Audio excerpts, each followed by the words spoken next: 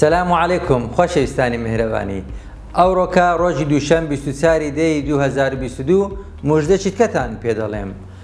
لە فەزلی خوای گەورە بەزیاد بیتن ئەوڕۆکە کارگەی ئۆکسجینی گەویشتە ناو نەخۆشخانەی میهرەبانی ئەوە لە پێشتانە کە کارگەکی ئەتڵەس کۆبکۆ بەلجیکی کە کۆمپرێسەرەکەی بەلجیکیە کۆمپانیایەکی تورکی نێودەوڵەتی دابینمان کردیە.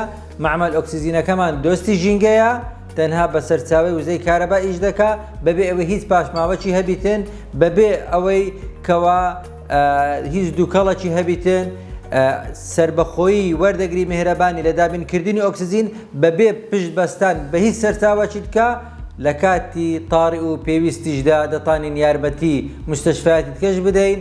میهرەبانی بە پێشەنجی دەمێنێتەوە بە پشتیوانی خوای گەورە دەست لە ناو دەستی هەموو خێرخوازانی شاری هەولێر و کوردستان و کوردەکانی دەرەوەی وڵات لێرەوە دەستخۆشیان لێ دەکەم کەوا بەشداری ئەو پرۆژە گەورەیان کردیە. میهرەبانی هی هەمووانە لە بۆ هەمووانە، میهرەبانی دڵسۆزی و لێزانی لە ناو لۆگۆیەکەمانە، میهرەبانی بە پێشەنجی دەمێنێتەوە پشت بە خوای گەورە. لە سەرەتای ساڵی ئایندەدا ئیفتتاحی هەموو خەستەخانەی دەکەین بە کوالیتیی زۆر بەرز، خزمەتی نەخۆشەکان دەکەین بە تایبەتی نەخۆشی هەژار.